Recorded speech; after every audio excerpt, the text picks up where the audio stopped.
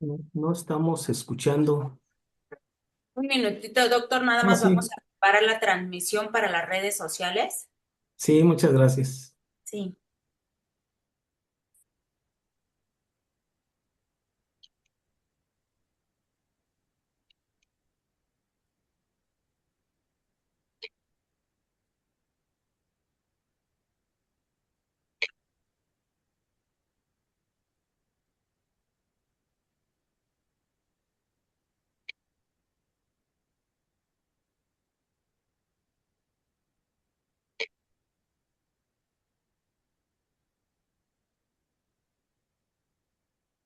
Bueno, pues vamos a iniciar. Hola, ¿qué tal? Buenas noches a todos. Ya estamos en esta gran transmisión del día de hoy desde INDECAC y para mí es un gusto empezar con una de varias sesiones que vamos a estar teniendo, estas charlas jurídicas, yo les llamo así, hablando de la ejecución penal. Estas charlas que estarán enfocadas precisamente en darles a conocer a todos ustedes todo el plan académico que se va a estar desarrollando en nuestra especialidad en ejecución de sentencias en materia penal. Y fíjense, para el día de hoy me encuentro súper acompañada de la doctora Maribel Bautista Paredes, quien es la especialista en ejecución penal, pero aparte la doctora es quien ha diseñado el plan académico de esta especialidad, de la cual ya vamos a tener esta segunda generación. Y bueno, pues evidentemente también es docente de la especialidad, aunado a que ustedes saben que es docente titular en INDECAP, tanto en especialidades, maestría y doctorado. Y también hoy me encuentro acompañada de otro gran referente en este tema de ejecución de sentencias en materia penal y que también es docente de nosotros en la especialidad, que también está en la primera generación, ahorita ya está programado también para esta segunda generación que vamos a iniciar en el mes de marzo y está con nosotros el doctor Silvestre Peña Crespo, que se desempeña como juez de ejecución en el estado de Guanajuato. Entonces, mi querida Ale, ¿me ayudas? Estoy con dos referentes del tema, dos referentes que les apasiona hablar de este tema de la ejecución penal y siempre va a ser un gusto. Maestra Maribel Bautista, ¿cómo está? Bien, buenas noches, maestra Cristina, buenas noches, doctor Silvestre, y buenas noches a todas y a todos los que nos acompañan de manera virtual y en redes sociales. Pues, como dice, venir a INDECAG a hablar de ejecución, pues es algo que nos gusta y hemos coincidido con el doctor. Gracias por la invitación. Al contrario, doctor Silvestre, qué gusto desde Guanajuato. Esta bendición de la tecnología nos permite podernos conectar y aprender de usted. ¿Cómo está? Muy bien, muchas gracias a todas, a todos, compañera y amiga, doctora Maribel, maestra Cristina, gracias como siempre. Lo dijo bien, ¿eh? Somos apasionados en esto. Van a tener que pedirles a los de criminología que nos analicen para ver lo que está pasando esto. Y a quien nos acompaña también, un gusto, efectivamente, desde acá saludos desde Guanajuato capital. Cuando vengan los voy a llevar a pasear, les voy a platicar las leyendas y les vamos a regalar su disco de Santo contra las momias para que nos recuerden siempre. A sus órdenes. Vamos a tener que organizar por allá un evento, doctor, para que Sí, podamos hacer una excursión todos y llegar allá con usted para aprovechar un fin de semana, ¿no? claro, claro, bienvenidas, bienvenidos. A sus órdenes. Gracias. Bueno, pues vamos a ir entrando en materia porque luego una hora no es suficiente para que ustedes escuchen a estos dos grandes especialistas en materia de ejecución penal. Hablaba yo de esta especialidad porque es una especialidad que les va a permitir a ustedes tener un título una cédula profesional como especialistas en ejecución de sentencias en materia penal. Y fíjense, vamos a, si les parece, maestra y doctor, hablar un poquito de esto de la ejecución penal, pero me gustaría empezar con algunas preguntas para efecto de conocer un poquito el criterio de cada uno de ustedes respecto de esta parte de la ejecución. A mí me gustaría que nos dijeran ustedes en qué medida la reforma constitucional de 2008 al sistema penal y penitenciario en México, junto con la entrada en vigor de la Ley Nacional de Ejecución Penal, ha contribuido efectivamente a la garantía de los derechos humanos de las personas privadas de la libertad y a la reinserción social. ¿Y cuáles consideran ustedes que han sido sus principales ventajas y limitaciones estructurales, normativas y operativas en la práctica penitenciaria, por favor, para poder ir conociendo? Y además, me parece bien interesante, maestra Maribel, doctor, que como ustedes son de entidades distintas, pudiera caber la posibilidad de alguna perspectiva un poquito diferente, ¿no? Sí. Doctora. Adelante, ¿quién inicia?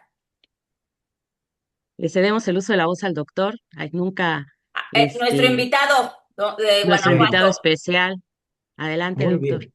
Muchas gracias por abrir esta charla. Yo de ordinario soy muy simple en mis pláticas. Convivo con muchas personas privadas de su libertad, con muchas, les llamo personas en proceso de inserción. Así lo explicaré por qué a las víctimas les llamo así. Miren, a mí siempre me ha gustado todo esto y me ha tocado ver cómo ha evolucionado y cómo, al menos en mi opinión, es la forma correcta de ver todo esto. Las leyes intermedias le llamaban leyes de medidas judiciales y sanciones penales. Y eso me gusta porque abre un abanico muy grande. No es nada más un tema de sentenciados en prisión. De ahí surge lo que yo llamo la visión trifásica, es decir, hay que ver, sí, por el sentenciado, pero el sentenciado tanto en prisión como en libertad. Hay que ver también a las víctimas y hay que ver a la sociedad, porque a veces nos vamos con la finta y pensamos que es nada más un tema de sentenciados. No, es un tema de cumplimiento de las sanciones. ¿De cuáles? De todas las que dice la sentencia. Ciertamente, sanción privativa de libertad, pero también multa, también reparación del daño, también cancelación de antecedentes, también reconocimientos de prisiones preventivas. Es decir, es algo muy amplio. ¿Y qué se ganó con la reforma? Al menos en mi opinión, la separación de unos jueces que se dediquen para proceso y sentencia y otros que se dediquen, que nos dediquemos, como es el caso, al el cumplimiento efectivo de las sanciones. Y eso ya no lo dio, bueno, ya no lo habían dado varias leyes, pero a raíz de Ley Nacional 17 de junio de 2016, lo que se buscó es unificar todas las leyes que había quedaron unificadas y ahora le llamamos así, Ley Nacional de Ejecución Penal, pensando obviamente en el cumplimiento de la sentencia, pero también se incluyó un tema importante, la prisión preventiva. Por eso en esta nueva ley tienen que estar nuestros compañeros y compañeras jueces de control, porque ahora hay que cuidar a los que están privados de libertad, pero también afuera. Y eso, desde mi punto de vista, es un gran avance. El hecho, por ejemplo, de tener en un juez de ejecución un juez de víctimas, claro que es un avance. El hecho de que ahora muchos temas que antes tenía el sistema penitenciario los tenga el juez de ejecución, pues también es un avance. Hasta hace poco tiempo, quien concedía los beneficios preliberacionales era el mismo ejecutivo y que ahora ya esa actividad tan importante recae en un juez o jueza de ejecución, pues eso es un gran avance.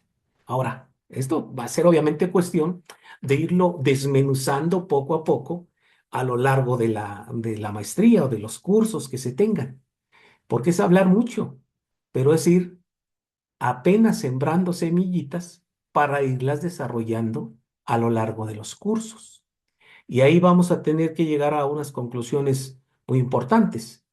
Vamos a tener que ir ya a estas alturas, ir planteando reformas a la Ley Nacional de Ejecución, porque México es una realidad bien grande y ley nacional pensó que México era un país muy pequeñito en donde el juez les hablaba y ese mismo día llegaban todos. No, no, no. Por eso, ahora cada uno de los estados enfrentamos nuestra propia problemática. Y entonces, aunque hay una sola ley nacional, la realidad está dictando medidas diferentes, sin ir muy lejos. Yo, yo tengo 3 penales aquí en Guanajuato y ya soy como que trifásico. No es lo mismo atender un penal mixto, donde hay hombres y mujeres, no juntos, por supuesto, a atender un penal federal con puros varones. Entonces, las dinámicas son bien diferentes, los trámites son bien diferentes. ¿Cómo creo que un día lo vamos a lograr? Pues con una buena estrategia. Y reunirnos como creo lo hicimos, no sé si te tocó, doctora, hacíamos encuentros nacionales de jueces y juezas de ejecución. Y nos sirvió para mucho, ¿eh? Estuvimos en Monterrey, estuvimos aquí en Guanajuato, luego en el Estado de México, y ahí le paramos. Hay que seguirle para luego a quienes van a ser nuestros alumnos decirles, muchachos, ya ni se la quebre, les allanamos el camino. Hasta aquí mi primera participación. Gracias. Gracias, doctor. Maestra. Pues sí, una pregunta muy amplia que la vamos a ir desmenuzando aquí poco a poco. Partimos de realidades políticas, económicas y sociales completamente distintas y simplemente el Estado de México cuenta con 23 penales, 21 estatal, una penitenciaría y un centro federal. Y aún así el Estado de México, cada centro penitenciario tiene una problemática por el tipo de población que alberga. Entonces, desde ahí ya tenemos un primer enfrentamiento. Ley nacional y la reforma, pues vino a reconocer derechos humanos y darle la categoría a las personas privadas de la libertad de personas, al ser considerado sujeto de derechos y obligaciones. Derechos, porque la misma ley nacional, en su artículo 9, 10, 11, les reconoce sus derechos, pero también les pone sus obligaciones. Y su obligación va enfocada a la conducta y a que respeten todo al personal, al centro penitenciario. Nos viene a dar un cambio al sistema penal porque todos nos habíamos acostumbrado a que se causa ejecutoria una sentencia y se acabó el asunto. A lo mucho algunos regresan a ver un amparo directo, pero de ahí en fuera ya nadie sabía qué pasaba. Después viene la implementación estatal, donde cada quien pues lo empezamos a ajustar a un sistema acusatorio, pero no entendíamos realmente qué teníamos que hacer. Ejemplo, Estado de México, que inicia el 1 de marzo del 2006, incluso antes de la reforma del 2008, la implementación del sistema penitenciario. Se crea la figura del juez de ejecución, pero solo para conceder beneficios preliberacionales, cuando eso lo tenía el Ejecutivo. Y ese juez de ejecución no estaba propiamente en un procedimiento, porque no nos reconocía ninguna parte procesal. Era una obligación del juez de ejecución verificar todos los expedientes clínico-criminológicos de toda la población y decir cuáles son los beneficios a los que puede acceder. Obligación del juez de ejecución, atender directamente a la familia. No requería intervención de un defensor. Entonces, es una ejecución que nos costó trabajo quitarnos esas ideas en donde creímos en Estado de México que la figura era solamente el sentenciado y su derecho era a conceder beneficios y enfocar a dar libertad, libertad. Ley nacional y esta reforma nos viene a decir, espérame, no es solo los beneficios preliberacionales, es el cumplimiento de una sentencia con todas las penas y medidas de seguridad que contempla cada código penal. Además, tienes que velar por los derechos de la víctima para que se le reparen sus daños, que creíamos que la ley nacional nos iba a solucionar el tema y solo nos dio un artículo, el 156, y nos dice, ahí lleva tu liquidación, no nos da más información, ¿qué podemos hacer? Entonces, son la figura ahora del juez de ejecución que se convierte en un centro importante en ejecución, porque no solo tenemos que ver el cumplimiento de sentencia, no tenemos que ver solo a las víctimas, sino también, como dijo el doctor, tenemos que empezar a ver a toda la población penitenciaria que está con medida cautelar de prisión preventiva por las condiciones de internamiento. Y si nosotros vemos cómo diseñan la ley nacional, pues es con muchísimo respeto a derechos humanos, pero tenemos una problemática. No hay presupuesto para poderle echar a andar a tal cual se había diseñado. La sobrepoblación, el hacinamiento, el autogobierno y la falta de preparación de todos los operadores nos dejan con pocas herramientas para trabajar. Dice el doctor, nos gusta a lo mejor este tema, algo debemos de tener, que tenemos que ser creativos para buscar lo mejor de esta ley, buscar ese equilibrio en cuanto se trata de condiciones de internamiento, el respeto de las personas privadas de la libertad. Si es la víctima, ver de qué manera se tiene que reparar su daño, pero no revictimizarla. Y también tenemos que ver quien cumpla con requisitos para beneficios preliberacionales, dijo la primera sala. El juez de ejecución solo verifica que se cumplan con requisitos y no puede imponer más allá de lo que el legislador ya dijo. Entonces, es una ejecución que nos da para trabajar mucho, tratar de unificar criterios, que es lo que pretendía la reforma, es imposible, pero se hace el esfuerzo de tratarlo de unificar. ¿Por qué? Porque la política criminal de cada entidad es distinta. Estado de México, con los número de penales que tiene, el número de población, los espacios que tiene, de repente se vuelve imposible cumplir lo que nos dice la ley. Pero creo que con una persona que la ley responda a sus necesidades y que se cumpla el objetivo del 18 constitucional, que él solito decida no volver a delinquir, creo que se cumple con la finalidad para la que se crea esta ley nacional. Esta sería mi intervención en este momento. Gracias. Gracias, maestra. Y fíjense que mencionan una cuestión bien importante aquí en esto. Creo que con la ley nacional se da ese enfoque de derechos humanos, pero bien lo decía, maestra, las condiciones de internamiento creo que siguen muy alejadas. No sé, corríjanme ahí ustedes, pero por todo lo que yo he escuchado y todo esto en las clases y todo, creo que todavía están muy lejos las condiciones de internamiento de esa protección de derechos humanos. Y maestra, usted mencionó algo bien importante. Esta ley nacional se crea y precisamente porque uno de los objetivos precisamente era esta parte de la unificación de los criterios. Y dice usted, es algo bien complejo, pero es algo que sigue pasando. Y en materia penal, en el sistema acusatorio, decimos los abogados postulantes, para no excluirme, tantos códigos nacionales como jueces. Aquí pasa que la queja a veces recurrente, no sé si les pasa a ustedes, es que también los abogados postulantes dicen, pues la ley nacional puede tener unificado la cuestión del procedimiento y todas estas cuestiones, pero seguimos batallando con la cuestión de los criterios judiciales, que no debería de ser así. Sin embargo, esto me lleva a pensar que es por una cuestión de falta de capacitación, actualización tanto en los órganos jurisdiccionales de determinadas entidades, digo, no vamos a señalar en alguno en específico, pero que pudieran darse, como también del abogado postulante. ¿Esta falta de capacitación también alcanza a los poderes judiciales? Bueno, yo empezaría por un tema que para mí es relevante. Eh, Creo que la Ley Nacional de Ejecución fue una ley que se diseñó muy a prisa, como que tal vez pensaban que no se iba a dar ese gran salto. Hubo varios proyectos y el último me parece que faltaron algunos aspectos muy finos que pudieron haberse aclarado desde un principio.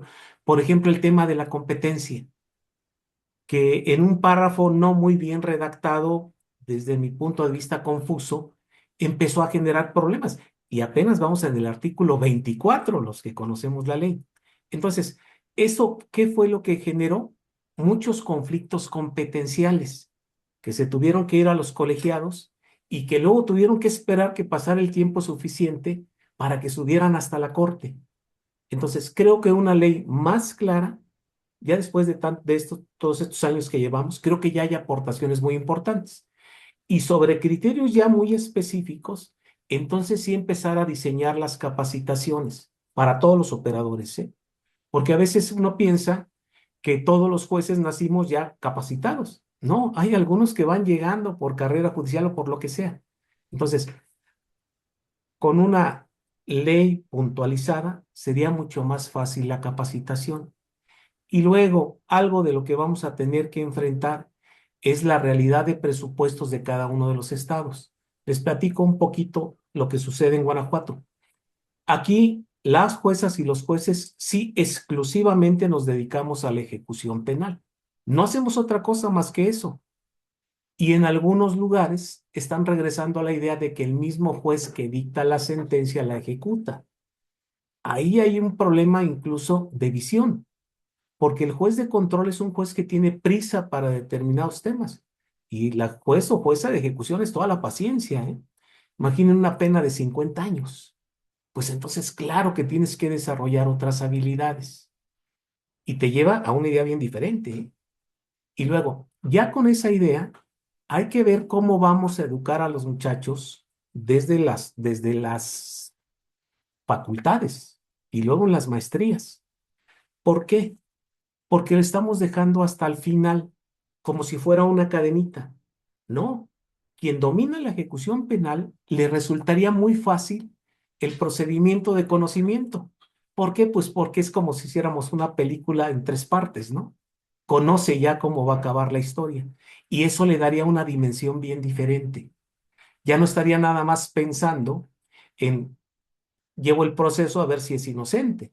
Se abre una dinámica diferente. Es, llevo el proceso, llevo un plan B porque estoy pensando en el beneficio. Ya no es nada más que aquí acabe. No, es como dar la continuidad. Y eso cuando se lo enseñemos bien a los litigantes, a los fiscales o a los defensores, va a ser todavía más fácil los trámites. Porque si no, entonces va a pasar lo que al menos en lo personal me ha sucedido, eh, compañera y amiga Maribel, con el tema de Estado de México y el Ceperezo número 12. Normalmente me los mandan. Y luego hay una confusión entre los litigantes de ¿y a quién le va a tocar el asunto? Si es de allá, si es conmigo, si es el juez federal. Y fíjense, para nosotros los que andamos en esto nos queda muy claro, pero para el común de la gente, para las personas privadas de su libertad, no. Piensen, por ejemplo, en un asunto que originalmente es del Estado de México y que quedó firme ya con ley nacional, y entonces lo trasladan a Ocampo y el juez de allá me tiene que declinar la competencia, pero al mismo tiempo, por estar en un penal federal, la estancia digna y segura le toca a un juez federal. Y entonces, no sé si lo vieron al principio, pero he aquí la consecuencia. Un montón de cartas de personas privadas de su libertad mandándonos o al del estado de origen, o a mí, o al juez federal. Fíjense, algo tan sencillo de cómo comunicarse con su juez, tenemos problemas. O alguien me dijo, oiga, ¿y si se hace más larga la ley? Le digo, no importa, hay que ponerle hasta ejemplos. Entonces, ahí vamos, al pasito, pero ahí vamos. Gracias en esta segunda participación. Maestra, ¿algún comentario? Sí, creo que hablar de ejecución, muchos dicen, es que esto es una cuestión administrativa porque lo relacionan solo a beneficios preliberacionales. Yo he comentado en academia, si realmente el abogado entendiera cómo va a concluir, como dice el doctor, este proceso penal, creo que harían una mejor estrategia de defensa. Y me refiero a lo siguiente. Hay veces que todos le apuestan a la sentencia absolutoria, pero en juicio. De antemano saben que la información, la carpeta, sí le da para acreditar el hecho y sí le va a dar al Ministerio Público para acreditar la responsabilidad penal. Pero hay quien se la juega pensando que no va a ir la víctima y que puede obtener una absolutoria. Sin embargo, hay personas, y eso, como dice el doctor, cuando uno tiene contacto con la población penitenciaria, dicen, oiga, pero es que yo no lo cometí. ¿Y qué estoy haciendo aquí? No tuvo una buena defensa. Se fue a juicio. Y hay gente que dice, es que a mí me dijeron que me fuera por lo más fácil, un abreviado. Y se fue al abreviado, pero no, realmente no son personas que hayan demostrado que no hicieron, no cometieron la conducta.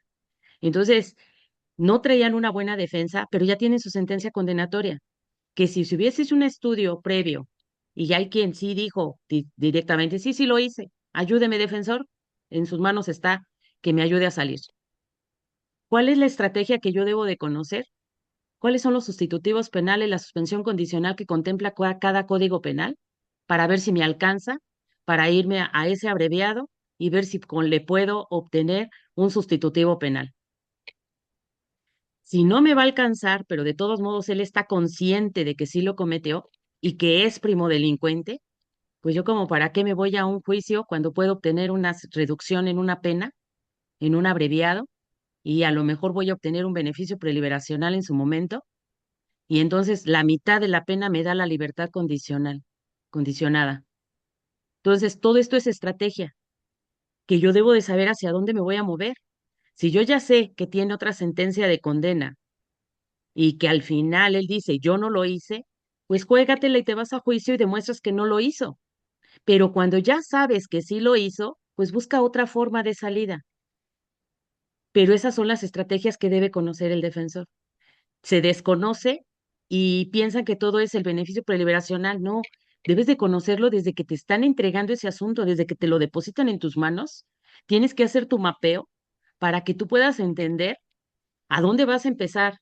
¿Voy a recurrir el auto de vinculación o me quedo así? ¿Ante quién apelo o me voy al amparo? Tengo que ver si busco un mecanismo alterno, si me alcanza para eso. Tengo que ver una terminación anticipada, si me voy a juicio, y de ahí empezar a ver todas las consecuencias que yo puedo tener. ¿Para qué? Para que yo sepa hacia dónde voy a mover todo esto.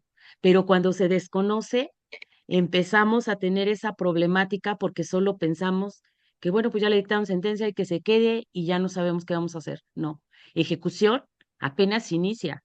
Y ahí empieza todo ese litigio que debe conocer el defensor. Le dice el doctor, penas altas, 50 años que los vamos a tener ahí. Todo eso son condiciones de internamiento. Es todo lo que va a vivir la familia el día de la visita. ¿Qué pasa? Que ya no me dejan entrar comida, como dicen ellos, no me dejan entrar mi barco. O sea, durante esa vida en prisión está la ley nacional que es la que le va a ayudar y es el juez de ejecución. Debe tener una visión completamente distinta a la visión que tiene el juez de control y juez de tribunal de enjuiciamiento. Platicando con jueces, vemos que su mentalidad es completamente distinta. A lo mejor los que tomamos el curso, nos especializamos en la ejecución, nos dan un enfoque completamente distinto.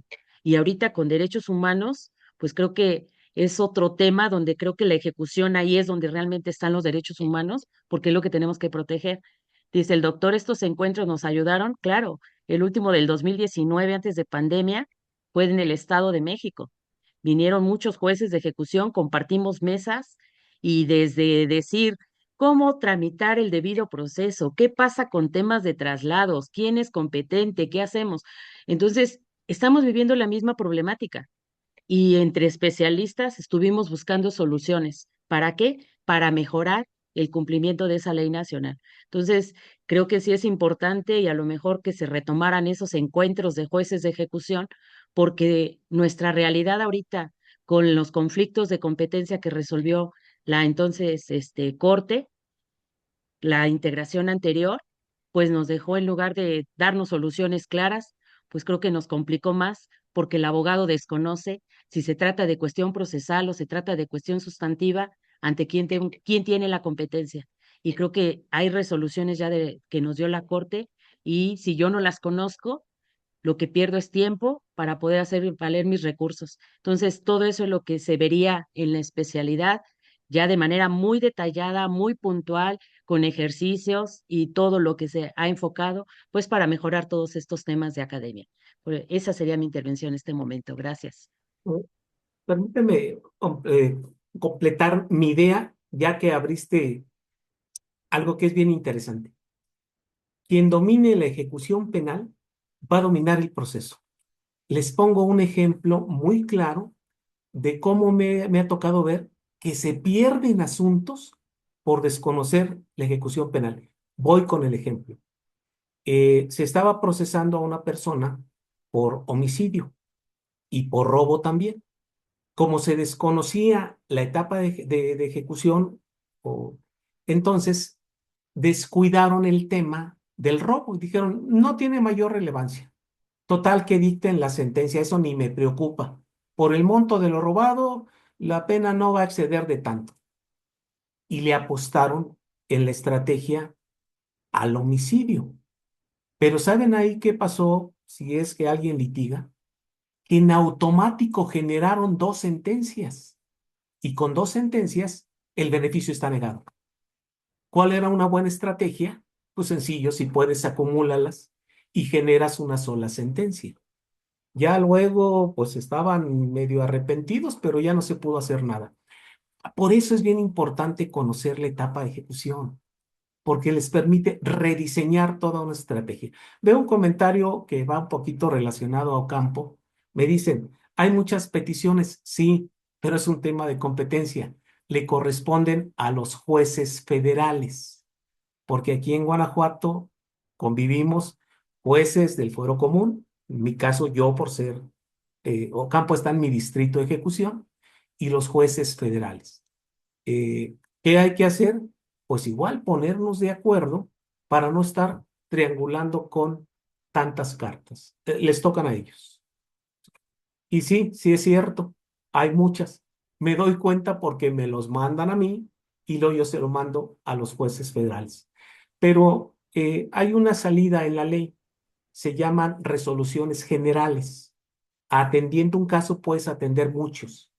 Nos falta un poquito también aterrizar esas ideas. Muchas gracias. Gracias, gracias a los dos y para los que se están conectando en redes sociales de INDECAC y los que están entrando a la plataforma de Zoom, que ya somos casi 140. Estamos platicando con la magistrada Maribel Bautista Paredes y con ustedes saben que está en el Poder Judicial del Estado de México, y el doctor Silvestre Peña Crespo, que también es juez de ejecución penal en el estado de Guanajuato. Y estamos hablando precisamente de la importancia de la capacitación, de esta especialización, de conocimientos especializados precisamente porque en marzo vamos a arrancar con nuestra segunda ya generación de la especialidad en ejecución de sentencias exclusivamente en materia penal. Y ahorita que ustedes hablaban de traslados, de beneficios preliberacionales y toda esta parte, yo creo que por algo la maestra Maribel diseñó este plan académico, esta especialidad que dura un año, son 2 semestres, de tal manera que lo primero que hace es adentrarnos en esto que son las generalidades de la ejecución penal, que ese es un primer módulo. Después tenemos la argumentación jurídica. Y yo aquí les preguntaría, maestra, en esta materia hemos visto que batallamos mucho con el tema de la argumentación jurídica y me voy a referir de manera específica a la argumentación jurídica en esta etapa de ejecución penal. ¿Dónde consideran ustedes ambos como órganos jurisdiccionales esta falla que tenemos en la argumentación en etapa de ejecución específicamente, por favor? Díganos la verdad. Bueno, pues hablamos que creo que para poder expresar una idea debo tener un conocimiento previo sobre un tema y lamentablemente ya en la práctica y en la elaboración de la petición, dice el doctor, debe ser lo más sencillo. Yo coincido, porque realmente solo es el escrito, es como una pequeña brújula a la que vamos a ir a la audiencia. Es como retoma cosas, la ley nacional retoma temas, perdón, del Código Nacional, pues solamente es hacer ese pequeño descubrimiento probatorio y descubrimiento de los hechos. Aquí quiero ir a ejecución. Realmente donde debo tener las herramientas para podérselo exponer es ya en la oralidad al juez. Y el tema está que cuando no sabes cuál es la acción que pretendes plantear, cómo expresarla, pero cómo probatoriamente acreditarla, es cuando se confunde. He visto audiencias en donde el defensor ni siquiera tiene el conocimiento previo de lo que serían las reglas de control y de juicio. Desde ahí estamos mal.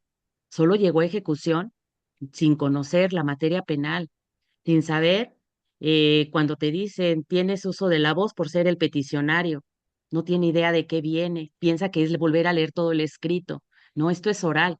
El artículo 120 nos dice oral. Este es un sistema adversarial y oral. Después, cuando quieres incorporar tus medios de prueba, pues tampoco sabes cómo ofrecerlos, pero tampoco cómo debatirlo para admitirlo. Entonces, y me ha tocado ver que en ese momento cambian el planteamiento. Ejemplo, viene por una libertad condicionada sin monitoreo, así la planteó el abogado, y en audiencia el Ministerio Público dice, pues yo no estaría inconforme siempre y cuando le pongan un monitoreo. Ah, sin problema que se lo pongan. Y dices, abogado, tranquilo, tú traes la litis y no traes nada preparado para decir que quieres el monitoreo. ¿Cómo lo vas a justificar en ese momento? Y ya estamos ahí en audiencia. Entonces, creo que la argumentación a todos nos ayuda porque tenemos que dar claridad de nuestras ideas y nos ayuda a dar esos razonamientos que sean claros y creo que de repente pues no tenemos esa lógica, hacemos peticiones contradictorias. Ejemplo, uno lo ve en los recursos ahorita de apelación en el que dice se violentaron reglas del debido proceso. Por lo tanto, solicito una sentencia absolutoria y dices, espérame, si se están violentando reglas del debido proceso, pues es una reposición. Y entonces todo eso debe llevar congruencia, una lógica entre lo que me pides con lo que me estás acreditando. Entonces, para mí sí es importante, por eso el diseño está que la argumentación sea al inicio. Hay veces que la argumentación nos lo dan al final y dicen, pues ya terminamos, ya nos fuimos. Entonces, como que sí me ayudó, pero no para lo que está diseñado esto. Entonces, creo que la especialidad está que desde el inicio se conozca la argumentación. ¿Para qué? Porque de ahí viene que todas las materias, todo lo que se ve en ejecución, pues todo es práctico. Entonces, para ir analizando todas las intervenciones que tiene, pero ya con la estructura lógica que ya te dieron allá en el tema de argumentación. Esa sería mi intervención. Gracias. Doctor, ¿algún Sí, comentario respecto a claro, esta gracias. argumentación? Miren, yo después de muchos años llego a una conclusión que me parece muy sencilla. La ejecución penal ya no hay los grandes debates. Se entienden en la otra etapa porque es inocente, culpable, y si es culpable son tantos años de prisión. Pero en ejecución hablamos de planes, planes que tienen que ser bien vigilados por todos los operadores. Cuando el plan está bien vigilado, el asunto se torna muy sencillo porque ya sabemos cuánto es la pena, cuánto es multa, cuánto es reparación del daño, etcétera. Lo que tenemos que hacer es darle seguimiento. Se vuelve complicado cuando te apartas de esa idea. Por ejemplo, en el caso del porcentaje, es el 50% para la libertad condicionada. Pues ahí, ¿qué problema tenemos? A menos que alguien tenga sus propias reglas de porcentajes. Ahora, ¿cuál es la gran ventaja en esto? Que pocas cosas quedan firmes. Por su propia naturaleza es un derecho muy dinámico. Le llamo derecho penal vivo. Ejemplo, plantean un beneficio y lo plantean mal. Bueno, pues lo pueden intentar al 51, al 52, al 53%, porque en realidad se trata de un plan y el plan es que si cumple los requisitos pueda salir. Entonces, al menos yo no advierto los grandes debates. Yo diría los grandes planes bien cuidados. Y claro, para eso hay que ser un especialista. No vas a andar confundiendo la revocación con la apelación. No vas a andar confundiendo el orden lógico en una audiencia, ¿no? Que empieces por el final. No, yo, y lo digo honestamente, después de muchos años, creo que sí se puede llevar a un terreno muy fácil. ¿Cómo? Pues los especializamos a todos. A veces es tan repetitivo, a lo mejor muchos de ustedes porque no andan en esto, pero a veces tenemos 3 audiencias de beneficio por día, o lo que es peor, 3 revocaciones porque no cumplieron por día. Entonces, eso es algo ya muy esquematizado. ¿Qué cambia? Pues el estilo de cada juez o jueza, ¿no? Acá en Guanajuato, la mayoría de los asuntos los llevan las y los defensores públicos. Tengo 4. Y Estoy hablando de que ellos llevan casi un 95% y están en el juzgado desde el 2011 cuando arrancamos. Entonces, se entra en una dinámica, me parece fácil. A los nuevos, a los que están llegando, no se espanten. Es una buena idea empezar incluso con la ejecución. Total, si no les pega una, les pega la otra. Y si no, pues apelan. Miren, he tenido asuntos en donde el sentenciado nada más lo único que quiere, y así me lo dijo, pues conocer al juez. Pero pues ya sabías que te lo iba a negar, pues si no hiciste nada. Dijo, no importa, podemos empezar otra vez. Y todos los que quieren pueden empezar otra vez. Los temas son muy específicos, yo les llamo incidentes, como dice la ley, y son temas muy específicos. Quiero mi beneficio, quiero cuantificar la reparación del daño, quiero que le revoquen porque no cumplió, y eso hace fácil también la exposición, la argumentación y sobre todo la ejecución ya de los argumentos. Eh, Maestra Cristina, veo por ahí algunas preguntas. ¿Las Sí, contestan y ustedes aquí, o las ahorita se contestaríamos la, nosotros? sí, ahorita ustedes se Ah, las ok. voy a hacer. Aquí cabría un comentario que dice, y en razón de estos comentarios que tenemos en el chat, de tantas peticiones que hay y todo esto tendría que ver también por la falta de desconocimiento, digo, remitiéndome un poquito a lo que ustedes dicen, que a veces lo pedimos mal y todo esto, y nosotros mismos ante esta falta de capacitación, ante esta falta de especialización en materia de ejecución, nosotros como abogados postulantes, o en el caso de Guanajuato, los defensores que dice que ya llevan más del 90%, generamos un poco esta sobrecarga de trabajo porque como no lo acordaron como esperábamos y todo esto volvemos a promover y volvemos a promover como ven en esta parte. Al final del día, dice el maestro, siempre podemos volver a empezar. Y entonces se convierte en este círculo vicioso, ¿no? De que me equivoqué esta vez y entonces lo corrijo y vuelvo a hacerlo y vuelvo a hacerlo. Bueno, no se trata de que lo estés ensayando todos los días, es mientras aprendes bien y lo haces a la primera. Sí, La curva del y creo aprendizaje. que sí es importante el por lo menos saber a qué voy a ejecución para poderlo plantear. Yo tuve una experiencia, la comparto con un abogado, hizo la tramitación a tres sentenciados, eran de la misma causa. Ahí señalamos una audiencia para cada uno, un día cada quien. La primera audiencia le puedo decir que le costó trabajo al abogado porque era la primera vez que lo hacía. Traía la idea, le costó trabajo. La segunda audiencia ya le fue fluida, pero le puedo decir que la tercera audiencia fluyó como debería de ser. Entonces hasta él me dijo, muchas gracias porque me tuvo la paciencia para poder sacar esto. La tercera, pues ya así hasta como que quería, invitó a sus amigos para que lo vieran cómo la llevó, porque se veía fluido. Solo es la práctica, pero Sí. entender a qué vamos. El tema es cuando no conozco, no sé cómo acreditarlo, cómo plantearlo. Ahí es donde se pierden. Y de aparte, otro tema, como dice el doctor, la ley nacional no me dice que me tengo que esperar medio año, un año para volverlo a tramitar, que te lo desecharon, que no fue procedente. Solo verifica qué te dijo el juez que estaba mal, cumple con lo que te faltó y lo puedes volver a presentar. Yo creo que ningún abogado va a querer a pasarse todo un año aprendiendo cómo hacer escritos. Te fallará el primero, segundo, pero ya poco a poco le vas entendiendo y fluye. Entonces, creo que es experiencia, práctica, pero también las ganas y el compromiso de hacerlo bien. No es nada más saber si pega, y como dice el doctor, las personas privadas de la libertad, pues tienen mucho tiempo para estar allá adentro, no tienen nada. A mí me tocaron peticiones que dices tú, es que este traslado ya pasó tiempo, no lo recurriste, esto ya está firme, pero su derecho estaba ahí, que estaba presentando su recurso, su controversia. Le planteas, le haces ver y dices, sí, ya sabía que no me lo iban a declarar procedente, pero pues yo nada más quería esa resolución porque nadie me explicó, nadie me dijo nada. Ellos no tienen nada que les preocupe. Las peticiones hay veces que están mejor elaboradas por las personas privadas de la libertad que hasta por el propio abogado.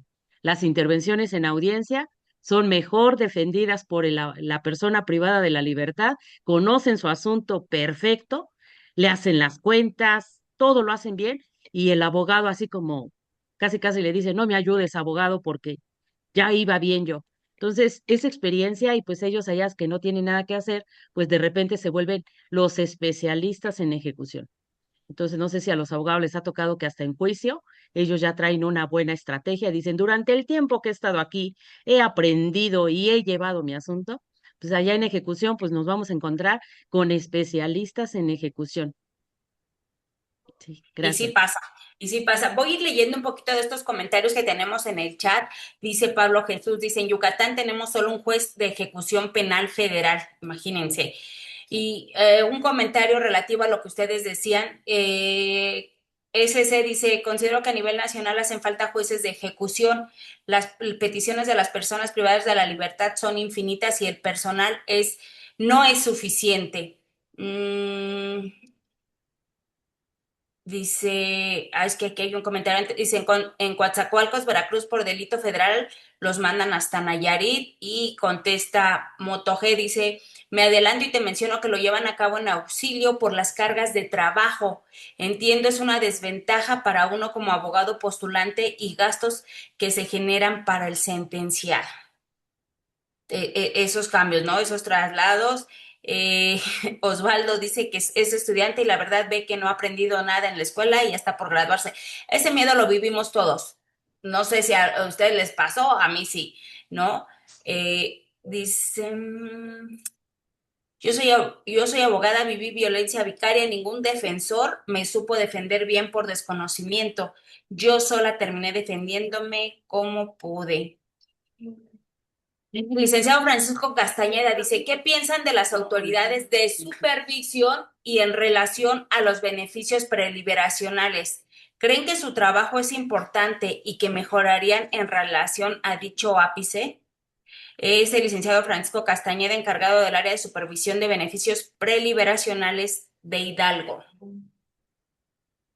¿Quién de los dos?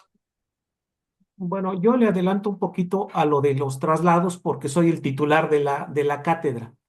Miren, eh, en realidad aquí lo que tenemos que distinguir es algo que yo llamo sentencias nuevas y sentencias viejas. Eso ya lo definió la Corte. Y voy con un ejemplo para ser ilustrativo. Si a la persona le dictaron su sentencia y quedó firme en el Estado de México en el 2009 y lo trasladan a Ocampo, Guanajuato, la competencia la mantiene el juez de allá, porque si no, entonces nos vamos a hacer bolas en qué ley se va a aplicar. Se va a tener que aplicar la ley del Estado. Entonces, en ese sentido, aunque la persona esté en Guanajuato, la competencia la mantiene y podrían seguir litigando no solamente como defensores, sino los mismos asesores lo podrían seguir trabajando el asunto.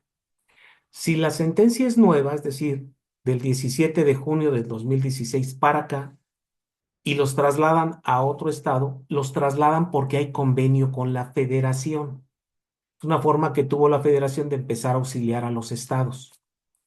Y aquí se nos complica con lo de los traslados, porque están en un penal federal por el convenio con la federación, no por el convenio entre su estado y Guanajuato capital. Eso dificulta lo que ahora llamo el regreso, ¿no? Los trasladaron por razón de urgencia, pasó, por ejemplo, la urgencia, y ahora pretenden regresar a su estado. Y ahí hay esa problemática, lo del convenio.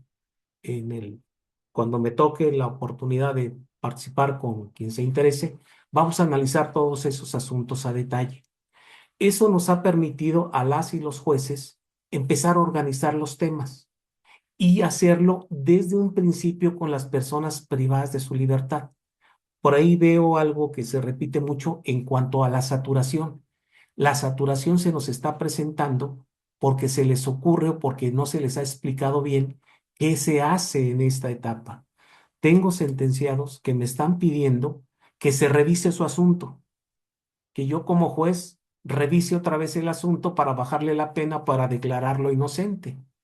Entonces, Hay que ir con ellos, hay que regresar a los penales para poder ubicarles los temas. Yo les tengo muchos audios que les hago. Mira, amigo, esto pídeselo a este juez, esto pídemelo a mí, esto pídelo al juez de ejecución federal.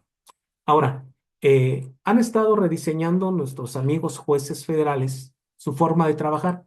Al parecer ahora, todos los jueces del Centro de Justicia van a ser jueces de control y jueces de ejecución de sentencia.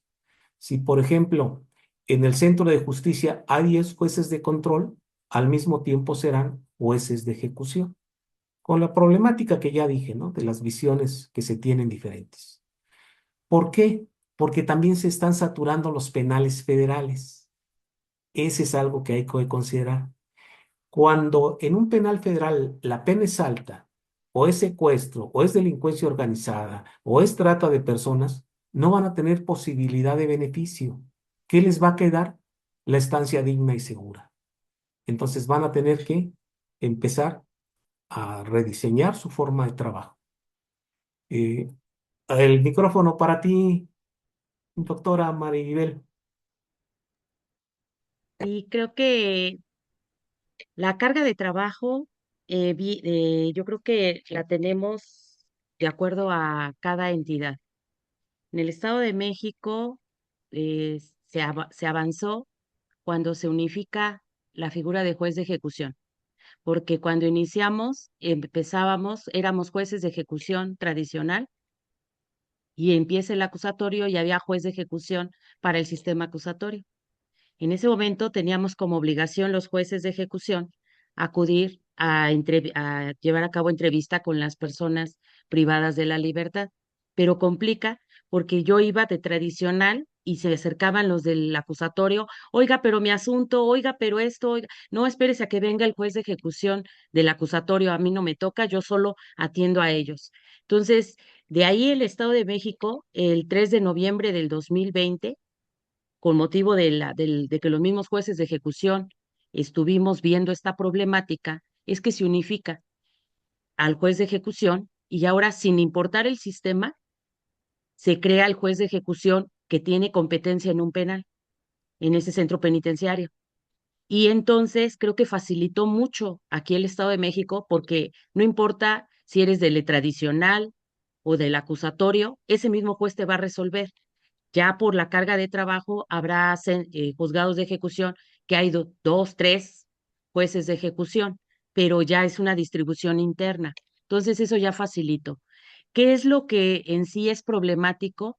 Que cuando no se conoce, pues empiezan a presentar, como dice el doctor, escritos por todos lados. Y si son de traslado, eso complica más, porque a todos nos manda, promueven aquí en el estatal, se van al federal, se van al estatal, donde está el centro, y entonces nos estamos mandando las cartitas entre todos. Ah, esta no es mío, este te toca a ti, este es para mí, esto sí lo atiendo, esto no lo atiendo. Entonces, en medida de que nos especialicemos los que participamos en ejecución, es conforme entendemos hacia dónde vamos cuál es la naturaleza y hacia dónde debemos de transitar. Pero creo que la problemática en sí, pues es la falta de presupuesto, estructura para que se pueda llevar a cabo. Hay veces que la gente lo único que quiere cuando uno iba a las visitas es 5 minutos de escucha, saber quién es el juez y que por lo menos nosotros nos demos cuenta que todavía viven allá en el penal. Cuando inicia la ley nacional, pues yo iba a la visita y empiezas a explicarle cuál es ahora la naturaleza, qué vas a hacer, cómo, que debe tener un defensor, y empieza a tomarse otra visión. Ya no se sienten olvidados, ya sabe que tienen derecho a un defensor, ya saben que su familia puede estar pendiente, ya saben que algunas arbitrariedades del penal las pueden acudir a controversia con el juez de ejecución. Entonces, poco a poco se ha ido dando a conocer todo lo que contempla la ley nacional. Oiga, yo quiero seguir estudiando, pero no me dejan, que porque me tengo que esperar, cosas que en su momento se desconocía y que estaba sujeto a lo que te dijera el centro penitenciario. Entonces, se abre un panorama muy grande de muchas actividades, sí se satura y de ahí es donde viene que cada entidad y cada juzgador empiece a implementar formas para darle solución a todo lo que se le está presentando. Y ahí es donde viene la disparidad, por lo que comentaban ahorita, de que tenemos disparidad de criterios de los jueces. Es que tenemos problemáticas completamente distintas y lo que buscamos los jueces de ejecución, pues es darle esa respuesta y buscar lo más práctico, que la ley nacional con tanto formalismo también que nos puso ahí, creo que nos lo complica, pero la finalidad es pues todos prepararnos, todos los operadores y pues dar respuesta a las personas privadas de la libertad, que quien tiene derecho a que se le otorgue un beneficio preliberacional, pues que no sea un trámite engorroso y sea lo más sencillo, porque para eso está diseñada la ley. Puso requisitos para puro primo delincuente. La problemática lo tenemos con la demás población. Entonces a ellos hay que darles un tratamiento completamente distinto. Esa sería la intervención. Gracias. Gracias. Maestra, usted me dice si contesta o dice Urieta, doctora, una vez que ya se llevó a la audiencia de amonestación, ¿cuánto tiempo tengo que esperar para que se otorgue la libertad una vez que se dio el sustitutivo del 71 bis del Estado de México? Pues una vez radicado el expediente de ejecución, si es en la sustitución por una multa, de manera inmediata ese día paga y se va. Si es tratamiento o la suspensión condicional o la libertad condicional al sistema de localización y rastreo, pues una vez que cumpla con los requisitos, pero desde que está radicado el expediente de ejecución, son sustitutivos. Ahí está. Iván Israel hace este comentario. ¿Hay disparidad de criterios sobre la procedencia o no de los acuerdos probatorios en ejecución? Dice Jimena, en Guerrero a nivel federal el mismo juez que conoce el proceso lleva la ejecución. Ahí, no sé, es recomendable la especialidad en ejecución penal si no tienes el conocimiento del litigio. A ver, ustedes. Bueno, a ver, también aquí estoy al pendiente de las preguntas. Creo que algunas sí van para mí, entonces me hago cargo. Miren, es muy sencillo. Hay dos tipos de beneficios. Los que concede el juez que dicta la sentencia tienen como finalidad que la persona no vaya a la prisión. Y esos pues se materializan en el momento en que se cumplan los requisitos. Paga tu multa, lo que sea, órale, se va. Y los requisitos preliberacionales parten del supuesto de que tiene que estar un tiempo en la prisión. Había muchas opciones, ¿no? Pero ahora ya la ley nada más dejó libertad condicionada y libertad anticipada. Entonces, uno es para que no vayas a la prisión y el otro es para que cumplas una parte en prisión. Y ahí es donde tiene cada uno sus propios requisitos. Si estamos ya acá en el juzgado de ejecución, entonces hay que ver. Si se fijan, los requisitos son muy objetivos. Que no tengas dos sentencias. Esto es fácil de acreditar y al mismo tiempo es muy fácil de hacer el planteamiento por escrito. Yo le llamo escaleta porque viene de esqueleto. Entonces, llega un asunto, por ejemplo, si contratan a la abogada Sandra, ¿no? Diría, a ver, el primer requisito de ley nacional dice que no exista otra sentencia. Eso fácilmente lo van a identificar con los datos de la carpeta, con el reporte de procesos, o el mismo sentenciado lo sabe. Y luego, ¿qué tantas posibilidades hay de que la parte contraria someta a debate que no existe otra sentencia? Normalmente no lo hay. ¿Por qué? Pues porque la carpeta se va concentrando toda la información. Y luego, ¿cómo van a, en la audiencia, cómo van a incorporar esa información? En la escaleta que yo propongo es muy sencilla. Diría, asunto solicito libertad condicionada. Para acreditar la fracción primera, ofrezco el reporte de procesos y al mismo tiempo lo anuncio como acuerdo probatorio. Si no me lo aceptan, lo voy a incorporar en la audiencia por lectura. Y así se pueden ir requisito por requisito. Ojo, la información que ustedes mandan no es para convencer al juez en ese momento, es para correrle traslado a la parte contraria, es una especie de descubrimiento probatorio, porque acá no tenemos etapa intermedia. Acá se cumple con entregándole lo que plantea el defensor al asesor, yo tengo asesores, a la víctima y al Ministerio Público. Ya luego ellos contestarán lo que quieran, ¿no? Normalmente cuando van a beneficios, al menos en Guanajuato, es porque ya va el asunto casi en candidato ideal para beneficio. Normalmente el fiscal dice, está bien, no me opongo, pero que sigue estudiando. O dice la víctima, no me opongo, pero que no me ande jorobando ahí con que me quiere molestar. Entonces, eso hace fácil también los planteamientos. Si le quieren poner todas las tesis y jurisprudencias que se les ocurran, póngalas hasta el final y pónganle un letrerito. Y ya si usted gusta de aquí ni las lean, porque a veces las hacen tan largas y eso nos obliga a hacer una revisión de lo que nos están planteando, porque a lo mejor en algún párrafo va una petición. Es, en mi opinión, el error que cometen los sentenciados, ¿no? Hasta 20 páginas y con tesis y jurisprudencias, de pronto se les ocurrió una idea.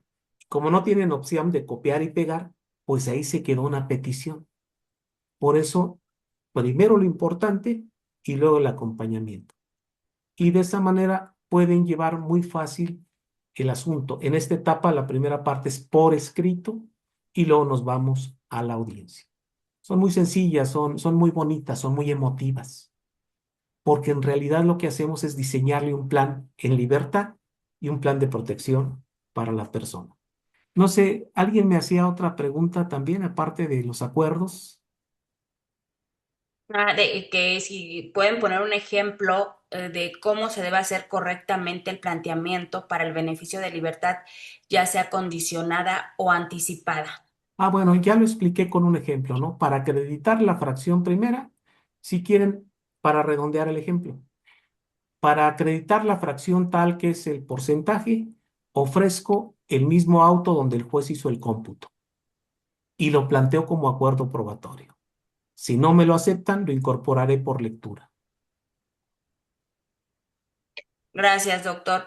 Y digo, aquí hay varias peticiones respecto de los ejemplos que ellos quieren. Y fíjense, una de las partes importantes precisamente de esta especialidad en ejecución de sentencias en materia penal, precisamente, maestra Maribel, es que usted diseñó este plan académico para efecto de realizar todos estos ejercicios prácticos en donde van a aprender a hacer estas peticiones. Si nos puedes compartir, Ale, el plan de estudios de la especialidad para que vean que todos estos temas en donde ustedes están preguntando y estos ejemplos, déjenme decirles que es una especialidad exclusivamente en ejecución de sentencias en materia penal y hablar de ejecución penal exclusivamente durante un año, es decir, 2 semestres. Y entonces la maestra diseña esto, hablando de la generalidad de la ejecución penal, la argumentación jurídica que es tan importante que decía la maestra, debe de ir en el inicio para poderla ya trabajar en los siguientes temas. Después viene el tema de las penas, de los sistemas penitenciarios, el procedimiento de ejecución, el procedimiento administrativo, porque a veces creo, maestra, que existe confusión entre estos procedimientos o no sabemos qué significan estos procedimientos. Esto es por cuanto al primer semestre. Y déjenme decirles que dentro de este semestre tenemos talleres de simulaciones, de ejercicios prácticos, porque ya en el segundo semestre, como bien lo decía el doctor Silvestre, que él es el maestro de esta materia de traslados y que también va a dar otra materia, y las controversias ante el juez de ejecución, el procedimiento jurisdiccional, los beneficios preliberacionales, los recursos y el juicio de amparo indirecto. Si ustedes se fijan, este plan de estudio de esta especialidad está diseñado para llevarlos de la mano. Todas estas, ahorita leía estas dudas de los beneficios, de toda esta parte, y creo que esa es la importancia de la especialización, ¿no, maestra? Si nos quisiera comentar un poquito por qué de la estructura así. Ahorita que yo estaba leyendo las preguntas y digo, pues es que en la especialidad se va trabajando todo esto que ahorita nos preguntan. Sí, partimos de las generalidades, como inició esta charla, en relación a conocer la ejecución, porque nos enfocamos a solo beneficios preliberacionales y resulta que no conocemos la ejecución. Y ahí tenemos que irnos a la exposición de motivos, entenderlo, cómo fue toda esta reforma, cómo ha transitado. Y cada uno de estos temas partimos de la sentencia, que son las penas, tenemos controversias para el cómputo de la pena, la acumulación de la pena, ahorita que se viene el tema de la ley general para extorsión, para prevenir y sancionar el delito de extorsión, que va a ser un tema de mucho trabajo para ejecución, porque, por ejemplo, Estado de México, las penas las tenemos de 40 a 70 años y vitalicia. Entonces, todas esas sentencias que ya traían esas penas, la ley general si contempla menores, entonces hay que hacer todos esos ajustes, pero tenemos un tema de la retroactividad, la ultraactividad de la ley, y creo que las penas, pues siempre tenemos que estar viendo cuál le beneficia. Fue lo mismo cuando fue la de secuestro. Estaba más baja la ley general de secuestro en aquel momento que la que tenía el Estado de México, y pues es lo que van presentando ahora en controversia, que es lo que va a tener que hacer el abogado, los cómputos de las penas, porque hay veces que dicen, cuando es un solo asunto y llegó detenido y sigue detenido, pues no tenemos problema. El cómputo está bien sencillo, pero ¿qué pasa ahorita con la medida cautelar que se les estuvo modificando, que salían, entraban, y todos esos son abonos? Y son los cómputos que tiene que hacer el abogado. Hay cómputo que desconoce el centro penitenciario por lo que estuvo en sede ministerial. Entonces, todo eso, pues es lo que hay que venirle a decir al juez: oye, corrige tu cómputo porque está mal, traigo ahí otros días, dice un sentenciado, un día es un día, una noche es una noche, entonces corrígela. Y eso es la parte que debemos de conocer, cuáles son las penas. Dentro de las penas, pues entra la reparación del daño, la multa. Hay veces que no te puedes ir con un beneficio preliberacional porque no has pagado la multa. La misma ley nacional en el 137 te dice, con las excepciones que establece esta ley. Bueno, las excepciones de esta ley es que te puedo dar jornadas o te puedo dar plazos. Entonces, puedo hacerle la petición al juez: oye, cámbiamela por un plazo para pagarte. ¿Cuál es el máximo? Pues lo que dure la pena de prisión.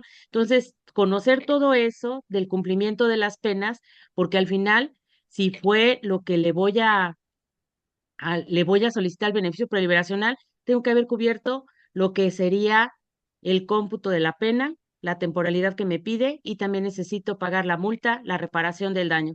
Entonces, esa es la parte de las penas, los sistemas penitenciarios, porque de ahí se construye el plan de actividades y qué oferta cada penal, qué es lo que tengo que hacer para, pues, en su momento, pues poder llevar a cabo ese cumplimiento del plan. El procedimiento de ejecución es cómo llega a ejecución, cómo nos mandan esa sentencia ejecutoriada y cómo arranca ese expediente. Decía ahorita el doctor, es que ya lo tenemos prácticamente en el expediente, solo es exponerlo en oralidad, pero todo eso lo vamos recabando y se va teniendo en ese cumplimiento de la ejecución. Si está libre, está detenido, qué tengo que hacer para efecto de llevar a cabo el cumplimiento, si tengo el sustitutivo penal, si no me dieron derecho al sustitutivo penal, toda esa parte conocerla. ¿Qué pasa cuando tengo una suspensión condicional, cometo un nuevo delito, pero me toman en cuenta cuál cumplo? Son varios temas que se van dando en ese procedimiento de ejecución. El administrativo, pues son todas las condiciones de internamiento, las peticiones administrativas y pues el caso urgente, que es lo que los jueces de ejecución tenemos que estar pendiente. Y pues la otra parte ya son temas más en específico, los traslados, las controversias, y dentro de esas controversias pues tenemos contemplado el 117 y 118 por condiciones de internamiento, traslados, sanciones disciplinarias, como todo lo que tiene que ver con la sentencia. En el 118 los beneficios preliberacionales, lo que preguntan ahorita, ¿cómo hacemos el escrito? Pues en una materia en específicamente nos vamos a enfocar cómo solicitar incluso hasta el permiso humanitario, que contempla también la ley nacional, los recursos, que presentar las apelaciones, cómo hacer valer este los derechos para recurrir, el amparo, y creo que pues con esto ya hay un enfoque más especializado en ejecución. Cada materia pues implican 4 sesiones y creo que nos da para efecto de conocer teoría y la práctica, porque las primeras dos podríamos manejar lo que es teoría, conocerlo bien, y aparte, en 2 sesiones, hacer todos estos ejercicios por cada uno de estos temas. Entonces, ese es el diseño que se hizo de esta especialidad. Y aquí, no sé, el doctor Silvestre o usted, no sé, el licenciado Francisco nos dice que no le contestaron la Sí, a pregunta. ver, yo. Repíteme la pregunta, maestra, y yo le contesto. Sí, dice, ¿qué piensan de las autoridades de supervisión en Ujú. relación a los beneficios preliberacionales? ¿Creen que su trabajo es importante y qué mejorarían en relación a esto? Sí, yo le contesto. Hay dos tipos de vigilancia, la vigilancia jurídica y la vigilancia material. Ese es importante distinguirlos porque los jueces no podemos andar viendo si va a dar cumplimiento o no. Cada estado se organizó también de una manera diferente. Por ejemplo, aquí en Guanajuato se llama Coordinación de Seguimiento y Supervisión de la Libertad Condicionada.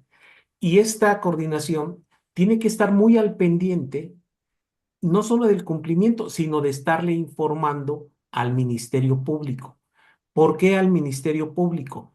Porque es el legitimado en la ley nacional para promover las revocaciones. Entonces, es muy importante la función de quien va a hacer la vigilancia material, entre otras cosas, porque la ley le señala como autoridad corresponsable. Antes en nuestras leyes decía que era una autoridad auxiliar. ¿Eso qué significa? Que siempre tenía que estar pegado al juez o al juzgado en espera de una decisión. No, desde el momento en que se les hace autoridades corresponsables, significa que tendrán que tomar sus propias decisiones, pero sin invadir las del juez. Al juez le toca la duración, modificación y extinción, y a ellos les toca la vigilancia efectiva. Que los necesitamos, por supuesto que los necesitamos. Así como el juez necesita al director del penal y el director del penal necesita al juez. ¿Por qué? Pues porque no se pueden combinar las funciones ni tampoco tendríamos las capacidades para hacerlo. Entonces, por supuesto que son muy importantes.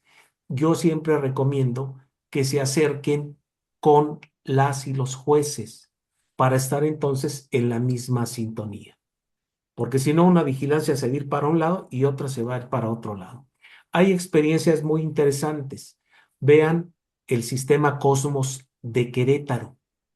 Tienen un diseño muy bien armado, me Ujú. parece, que muchos sí queremos apostarle a eso porque metieron la tecnología.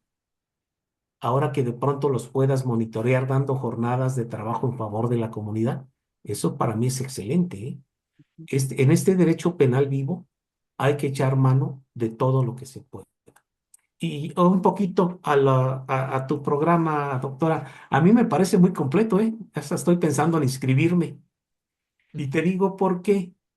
Porque abarcas no solamente toda la generalidad teórica, sino la práctica. Quien nos está viendo, la ejecución penal es un derecho vivo, es estar trabajando con él todos los días y por muchos años. No es complicado. La ley nacional no es una ley tan grande. Aquí el problema es que varias cosas tenemos que recurrir a Código Nacional de Procedimientos Penales y también a cada código penal de los estados. Mientras no tengamos un código penal único, vamos a tener esa problemática. Y ahí también nos vamos a distinguir, mi querida Maribel, porque los tipos penales y las sanciones y las reglas, por ejemplo, de prescripción son bien diferentes, ¿eh? Y eso complica el tema también de los traslados. ¿Qué código aplico ahora si fue sentenciado en el Estado de México y me piden la prescripción conforme a Guanajuato? Pero aún así, esta materia es tan rica, fíjense bien, tan rica, que nos da para concentrar abogados, psicólogos, criminólogos, policías, porque es un sistema que requiere de muchos operadores. Si hay por ahí criminólogos escuchándonos, son bienvenidos al sistema, ¿eh? Ese pleito del derecho y la criminología en esta etapa ya ganó la criminología y punto. Hay que enseñarnos entonces nada más las reglas. Y son reglas que en realidad son sencillas. Lo complicado en la ejecución, ojo, no son sus procedimientos, son sus penas largas.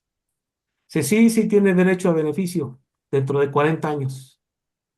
Entonces, ¿qué vamos a hacer durante todo ese tiempo en lo que llegue el beneficio? Sencillo, planes. Espero haberte contestado, Francisco. Gracias. Ay, Dinos. quiero aprovechar para una última pregunta. Ivonne, no te preocupes, es 100% virtual esta especialidad, porque como lo pueden ver, tenemos docentes de otros estados, entonces esta especialidad ahorita en específico es 100% virtual. Una pregunta que les voy a hacer de las redes sociales para que no digan que los olvidamos en las redes. Me dice Guadalupe Valdivia, cuando ya se cumplió con el 50% de la pena, pero no hay cuantificación de reparación del daño y la víctima no es localizable, ¿cómo podríamos acceder a la libertad condicionada? Doctora, o les doy mi opinión.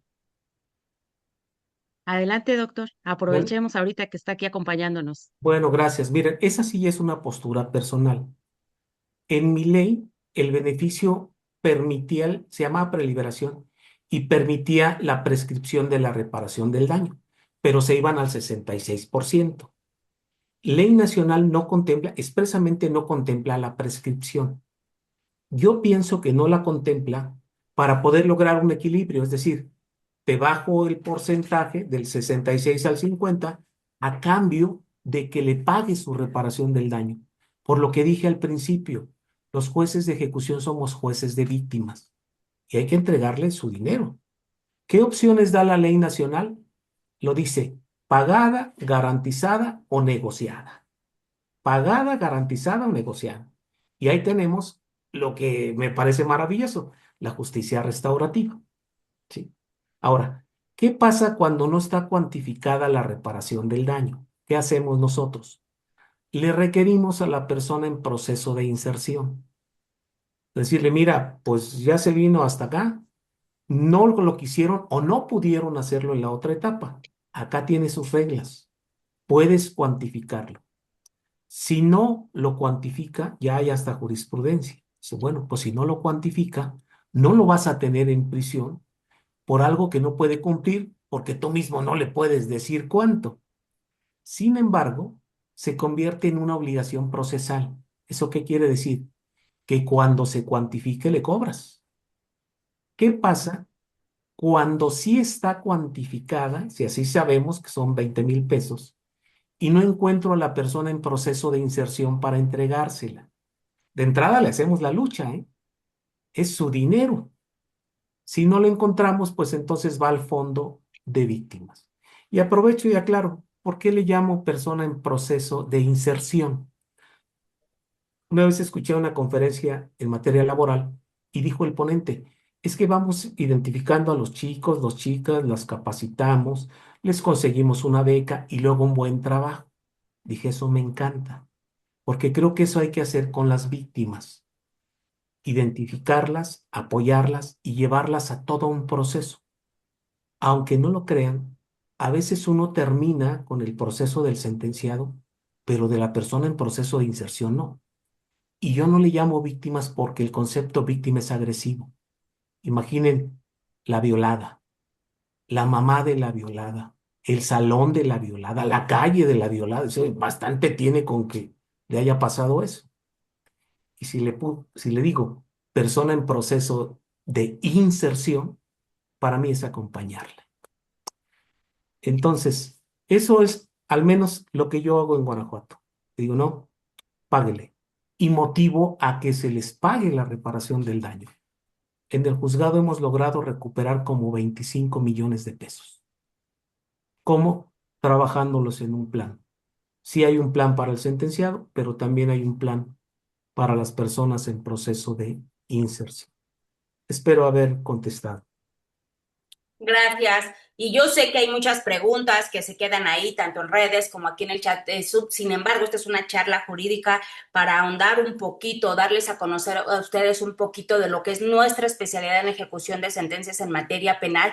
Y ya de manera particular, créanme que todas estas preguntas que ustedes han puesto aquí en el chat, durante toda la especialidad obtienen la respuesta en automático, pero sobre todo, ustedes van trabajando esas mismas preguntas con todo lo que se trabaja en la especialidad, ¿no? Entonces, esta especialidad se va a estar impartiendo durante un año a partir del viernes 6 de marzo y ahorita vamos a estar teniendo estas charlas. La próxima charla será el próximo viernes, igual a las 8 de la noche, donde tendremos otro invitado, ponente de nuestra especialidad que estará aquí con nosotros, con la maestra Maribel, y bueno, pues estaremos platicando. Ahí está la información para que puedan inscribirse, obtener estos beneficios y que puedan tener este conocimiento especializado en materia de ejecución penal.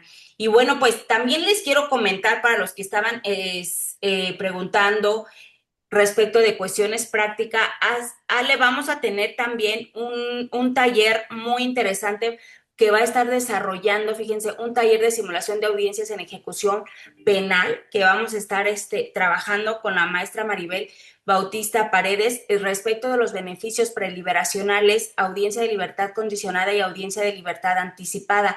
Ambas simulaciones se van a llevar a cabo con casos prácticos y lo mejor, vamos a estar trabajando ya en sala de audiencia, ya tenemos nuestra sala de audiencias en la sede de INDECAC de Nezahualcóyotl y para los que se encuentren en otro estado de la República, no se preocupen, van a poder participar, van a poder inscribirse porque van a poder estar participando en la clase en tiempo real, en vivo y estar participando en los ejercicios, pero también estar observando los que se realicen ahí de forma presencial.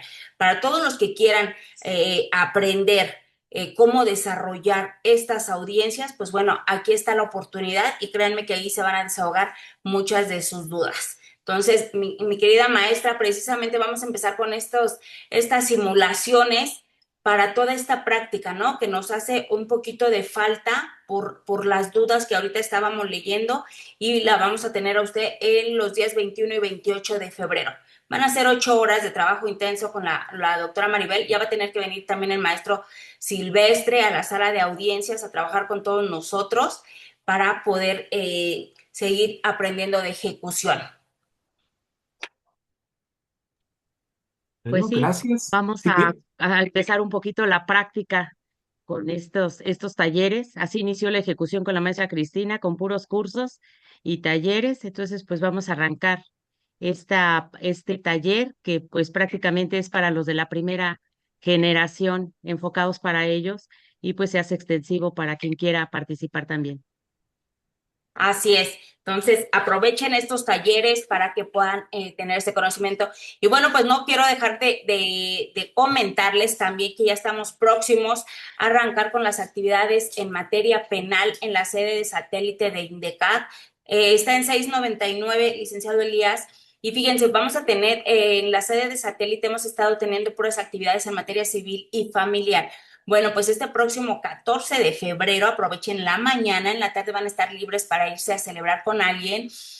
Vamos a tener estas charlas jurídicas en torno al sistema acusatorio y en un solo día vamos a tener estas 5 ponencias. Vamos a hacer la apertura de todas las actividades en materia penal en la sede de satélite y de igual manera es una modalidad híbrida, pueden ir de forma presencial o conectarse. Sale, vamos a tener al doctor Gerardo Campos Malagón, vamos a tener al maestro César Hernández Aguilar, ex juez de distrito, va a estar la doctora Maribel Bautista Paredes, la doctora Marisela Cifuentes y el doctor Arturo Castañeda. Vamos a tener todas estas ponencias de las 9:30 de la mañana a las 14:30 horas. Entonces los invitamos a que participen, a que nos visiten en la sede de INDECAP de satélite para que arranquemos ya con todas las actividades en materia penal en esta sede, ¿sale? Entonces, y ahí vamos a tener toda la información por si alguien de ustedes vive por esa zona, puedan participar y puedan tener la información de la próxima maestría en procesal penal que se va a aperturar también en esa sede, ¿sale? Y sí, Carmona, sí, 6.99 por las 2 sesiones. Recuerden que con nosotros siempre tienen costos súper accesibles, sobre todo yo digo súper accesibles por los tips, la información que se llevan de los ponentes que tenemos. ¿Sale? Entonces es importante que se inscriban. ¿Sale? Para el taller con la maestra Maribel.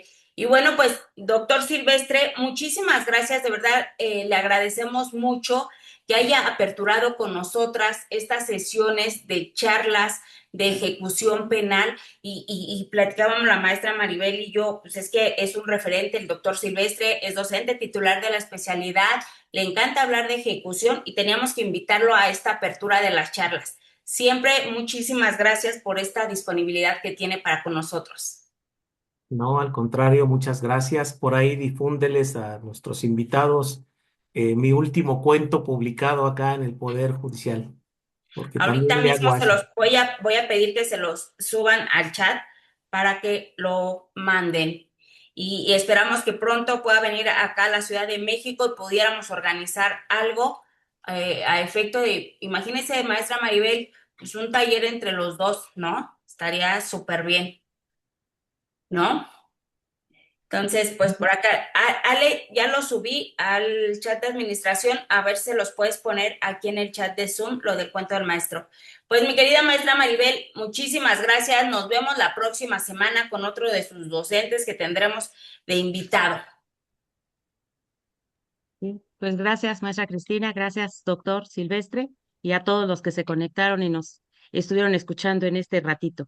Y pues los invitamos a la especialidad y al curso que va a iniciar, un curso intensivo de ejecución. Gracias, bonita noche.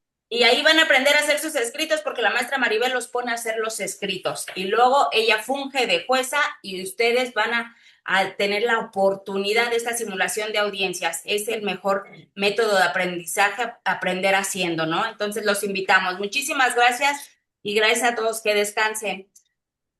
Buenas noches. Gracias.